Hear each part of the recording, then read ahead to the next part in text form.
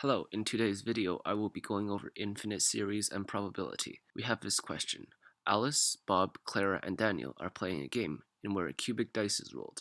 If one person gets either a 1 or a 2, they win the game. Alice goes first, followed by Bob, Clara, and lastly Daniel. The game goes on infinitely until one person wins. A. What is the probability that Alice wins? B. What is the probability that Daniel wins? C.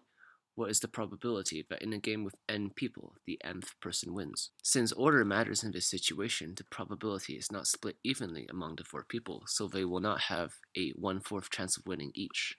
The game goes on infinitely, so we can discover a formula based upon the cycles of 4 people. Also, we need to realize the chances of winning, which is 1/3, and the chances of losing, which is 1 minus 1/3, which is 2/3. On the first cycle, we call P1. Alice has a 1/3 chance of winning since she goes first.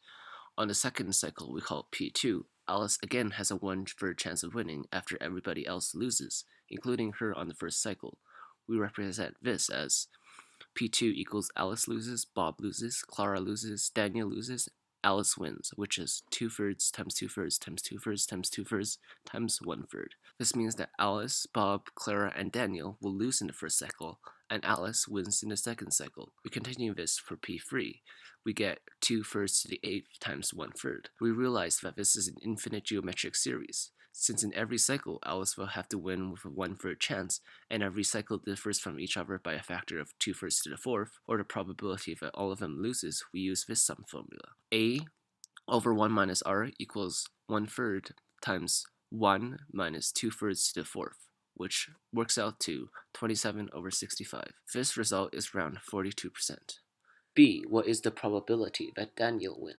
We use the same approach we used for Alex, except this time Daniel is the gentleman because he goes last. This means that Alice, Bob, and Clara will have to lose before Daniel has a chance of winning, giving him a lower chance to do so. This time P1 would be the probability that Alice loses, Bob loses, Clara loses, and Daniel wins, which is 2/3 cubed times 1/3. Similarly, P2 would be the second cycle after they all lost one time and Daniel wins the second time. P2 is 2/3 to the 4th times 2/3 cubed times 1/3. For the total probability that Daniel wins, we use the sum formula again. The ratio would be the same since each cycle still differs from each other by the probability that they all lose.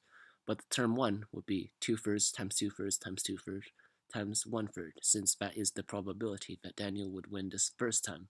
We obtain A over 1 minus r equals 1/3 times 2/3 cubed over 1 minus 2/3 to the 4th, which is 8/65.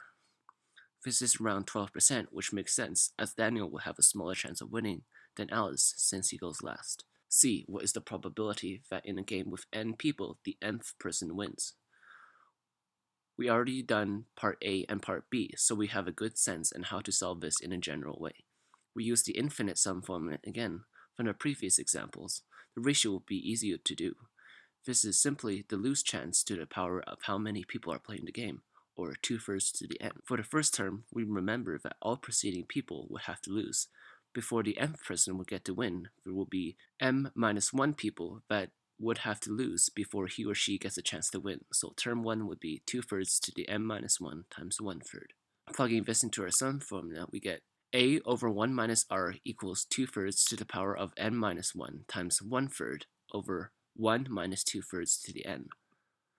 The 2/3 and 1/3 can easily be replaced with other values depending on the win or lose probabilities of a different game.